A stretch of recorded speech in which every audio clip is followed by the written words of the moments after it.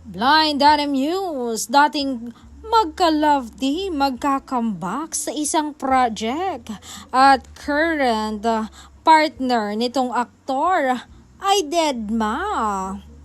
Hindi magkamayaw ang fans na kumakalat na balitang muling magtatambal ang iconic duo nina Kay at D matapos ang ilang taon ng kanya-kanyang landas. Ang muling pagtatagpo nila ay tinuturing na isang malaking event sa industriya na tiyak na magpapanumbalik ng kilig sa mga solidong taga-suporta. Sa gitna ng ingay na ito, marami ang nakatitig sa reaksyon ni Leading Lady ni aktor, ang kasalukuyang on-screen partner ni aktor.